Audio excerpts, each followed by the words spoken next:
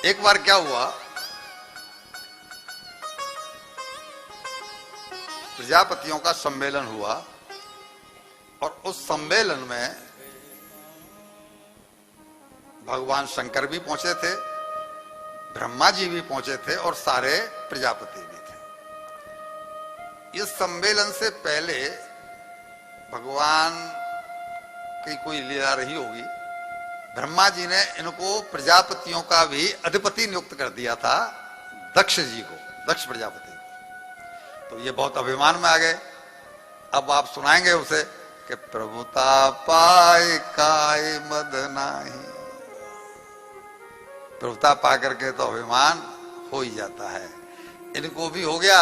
सम्मेलन चल रहा था तो जब सम्मेलन में तो भाई जो अध्यक्ष होता है सबसे बाद में आता है, वीआईपी तो वही होता है। तो पहले सब देवता पहुंच गए, भगवान शंकर भी वहां पहले पहुंच गए, ब्रह्मा जी भी वहां पहले पहुंच गए, लेकिन वो तो ऐंठ में था अपनी में, तो सबसे बाद में आया।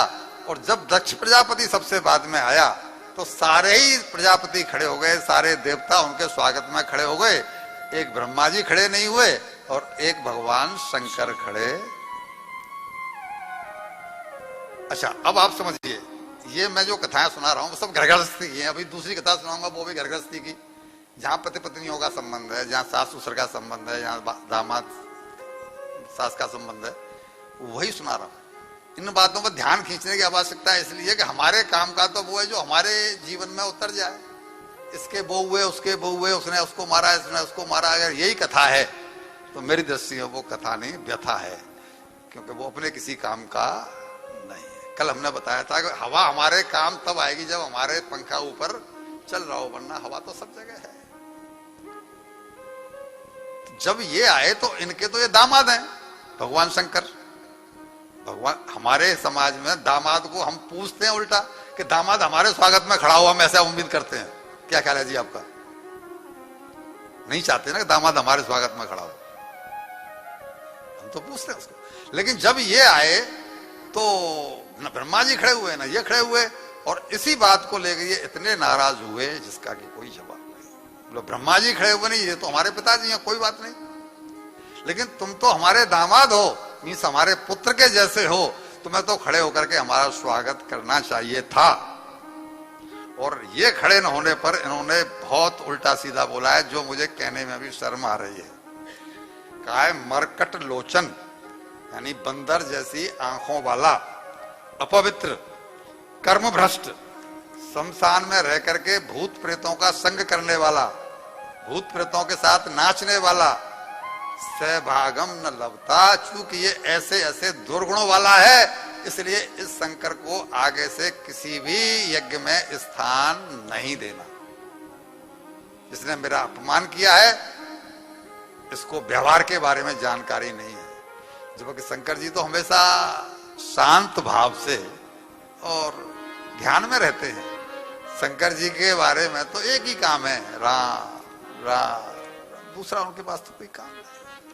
निवृत्ति मार्ग में है ना, प्रवृत्ति मार्ग में राम नाम नहीं जप सकता, निवृत्ति मार्ग में जप सकता है, उन पर तो कोई काम नहीं। संगार का काम है, जब अपने आप आएगी मौत हमारी तो उसको प्रेरणा मिल जाएगी, यमराज को लेके अपने दूतों को आ जाएगा, पकड़ ले जाएगा।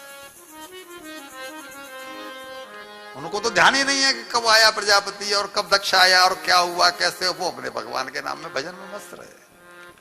जब इतना सब अपशब्द बोल डाले तो शंकर जी तो चुप रहे, क्योंकि जो देव भाव में रहता है उसको तो मान अपमान होता है, जो ब्रह्म भाव में रहता है उसको कैसा मान अपमान? वो तो समता वाली बात हो गई, वो समभाव में रहता है व्यक्ति। गीता का सिद्धांत जो है, जहां वेदांत का सिद्धांत थोड़ा सा पुट मैंने वो ही लिया है, तो वो समभाव में तो उनको तो कोई मान अपमान है नहीं। लेकिन जो इनके गण हैं नंदीश्वर, उनको बड़ा बुरा लगा। होता ही है ना, मतलब मंत्री जी से ज्यादा भाव उनका बाहर जो बैठा होता है ना, वो ज्यादा खाता है, वो ज्यादा बहुत भाव खाता है। तो ऐसा ही है, नंदी जी महाराज हमारे भाव खा गए और बोले कि तूने हमारे स्वामी को उल्टा सीधा बोला, ऐसा बोला वैसा बोला, अभिमानी तू है, तू मैं कर रहा है, इसलिए तेरा सर बकरे का हो जाए, तू बकरे का हो जाए। हमारे स्वामी तो एकदम निर्मल है, तू मैला है, तेरा शरीर नष्ट हो जाए। जो भृगु जी महाराज वहां बैठे थे, उनको भी जो वहां पर जिस पे बैठे थे सबको, जिस दिन जो हंस रहे थे वहां पर, उन सबको उन्होंने भला बुरा कहा नंदीश्वर ने। यहां एक युक्ति देखिए, नंदीश्वर कौन है? बैल, बैल ही तो है। क्या ख्याल है आपका? मानव तो नहीं है, लेकिन भगवान की शरण में होने के कारण, भगवान के होने के कारण हम सबसे पहले नंदीश्वर को प्रणाम करके भीतर जाते हैं, नहीं जाते हैं? हनुमान जी बंदर हैं कि नहीं है? राम द्वारे तुम रखवारे, राम जी के पास जाने से पहले हनुमान जी को उनकी शरण में पहुंच तो जाओ, पूज्य तो हो ही जाओगे। पूज्य होने में कहां दे रहे, जरा सा उनसे संबंध बनाना है, इसके बाद में कुछ अपने को करना नहीं रहता। और सबको कह दिया, जो ब्राह्मण लोग वहां पर इनकी बातों को सुनकर हंस रहे थे। कौन लोग?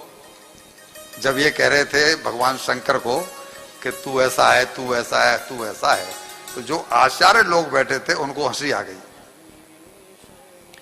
आप सभी परिचित हैं गोविंद देव गिरी जी, जो इस समय राम जन्मभूमि के कौन है? सेक्रेटरी नहीं, कैशियर, वो कोषाध्यक्ष हैं जी। वो इस बात को बड़े उससे सुनाते हैं कि इन दोनों का तो कुछ नहीं बिगड़ा, लेकिन इन्होंने नंदीश्वर ने जो ब्राह्मणों को साथ दिया है, उससे ब्राह्मणों को बहुत नुकसान हुआ।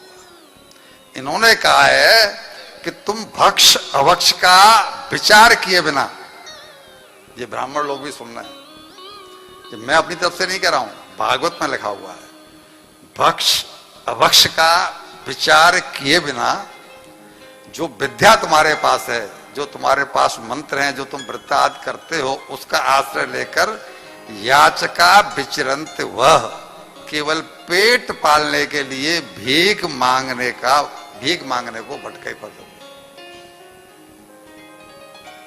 एक संतरी ने साप दिया, और वो कहते हैं इसके बाद में ब्राह्मण कभी धनवान नहीं हुआ।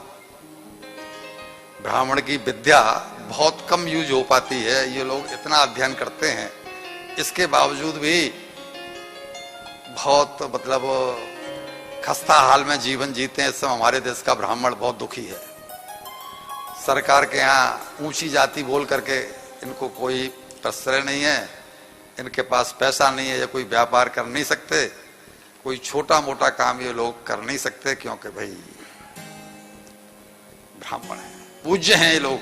इन लोगों को बहुत कष्ट हुआ इस बात से, और इस बात को बार बार दोहराते थे कि इनका तो कुछ नहीं बिगड़ा, बाद में इनका समझौता हो गया, ये तो आपस में मिल गए ससुर जमाई, लेकिन ब्राह्मणों को वो श्राप अब तक खल रहा है।